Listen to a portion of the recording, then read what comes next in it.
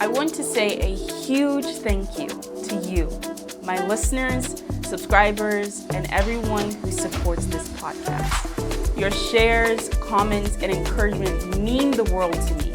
It truly keeps me going, and I don't take it for granted. Thank you for being part of this journey. I appreciate you.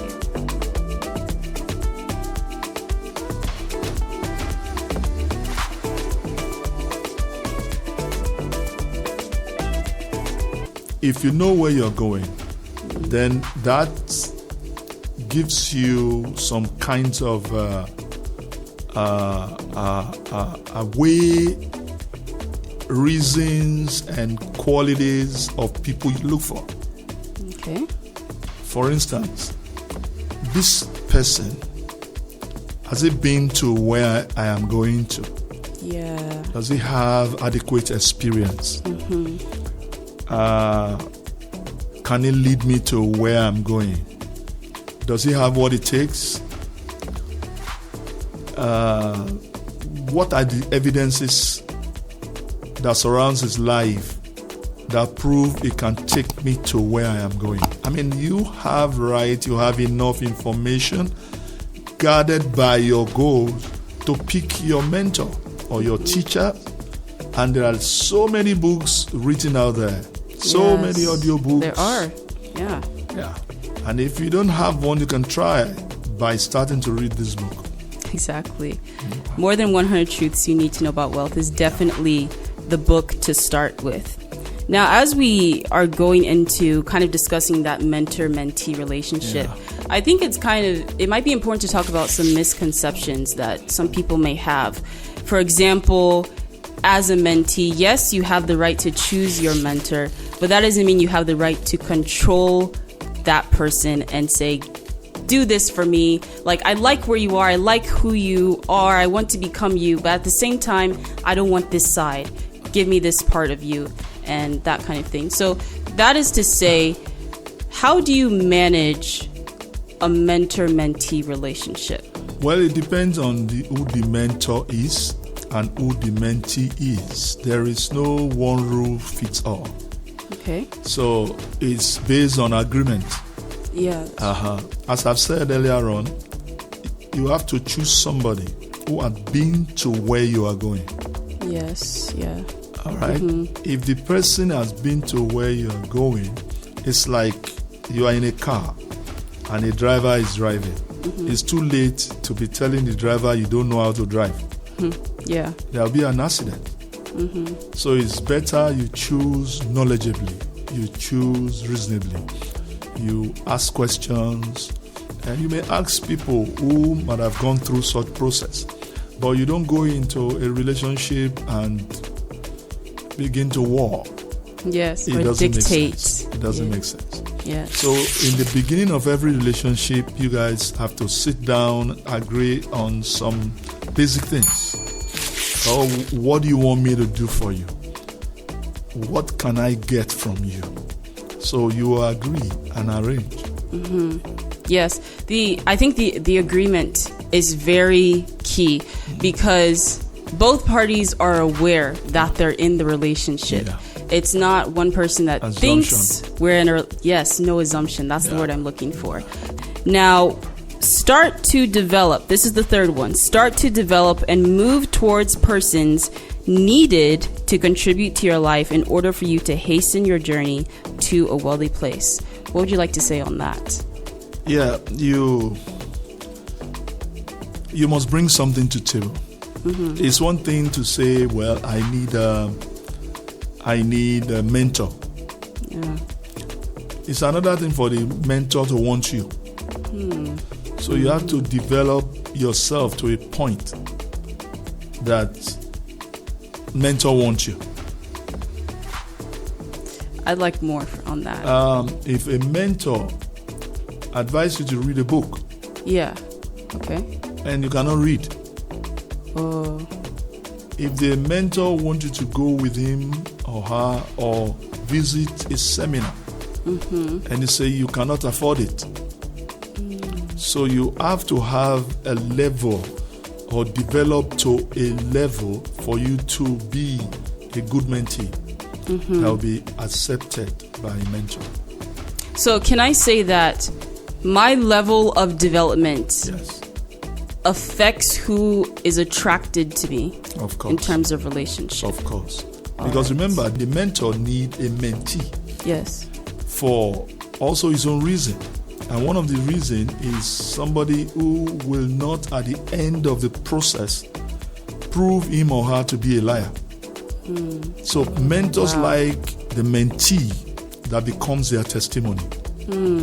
Because they go through the process with their mind and heart, and click, everybody's happy at the end of the process. Yeah. You know, I have to just mention, I would have never thought that by being let's say, a not so good mentee, you make your mentor a liar. That is just an interesting point.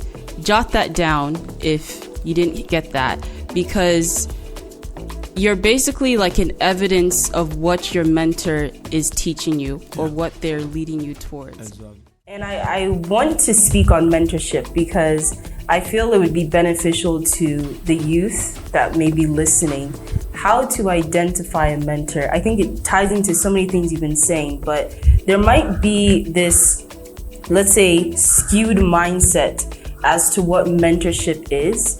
So maybe if you could advise people in regards to mentorship. So I believe that mentorship is not a one-way street. It's two-way. A mentor gives ideas, guidance, and maybe share their own experiences with you. Yeah. But it is your responsibility to take those advice, analyze them, and see how do I apply them in my life. A mentor will not do that for you. Yeah. And it's also my responsibility, once I've been able to say this advice or guidance is applicable to my situation based on, brainstorming engagement with my mentor, then it's my responsibility to apply it. I think for younger people, one, please, mentorship is crucial. If you want your journey to be,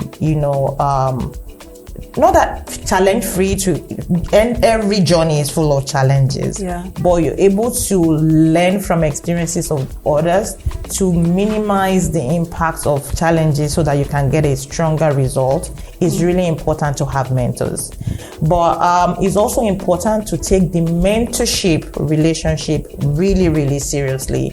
I see a lot of people have mentors. Sometimes they show up late. They don't, they're not prepared. They believe that the mentor should just give them all the information, all the answers. No, the mentor is not able to do that without your own participation. It's good to always be prepared when you're going to see your mentor. And also, it's also critical to see how can I also add to my mentor. Have that at the back of your mind, that a mentor is also human.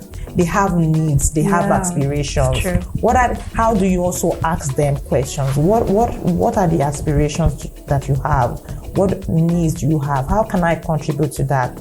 And if you are able to identify one or two areas, trust me, those areas will also be an opportunity of development for yourself, because I have experienced it firsthand.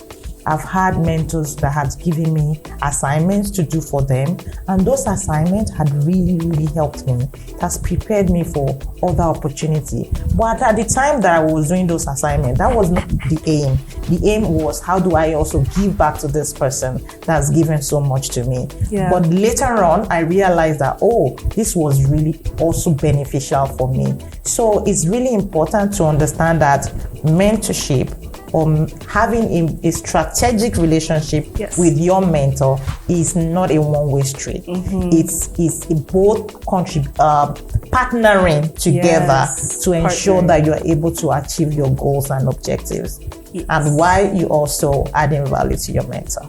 Yes, of course. I think what I'm getting out of that is count your cost. Correct. Count your cost before you enter mentorship, because this is not It's not something where you just enter and you're just kind of messing around and things are just flowing to you and somehow you just end up somewhere. This is a deliberate course of action. Yes, but creating wealth for people start from becoming a strategic person. Becoming again. To other people. Yeah. Becoming, they can refer to you, they can come to you. They can enjoy wealth of your experience. Yes. Yes. They can even come for you for ideas. Yeah. So in a way, it's like mentorship? Yes. Yes. They enjoy your mentorship. Yeah. Yes.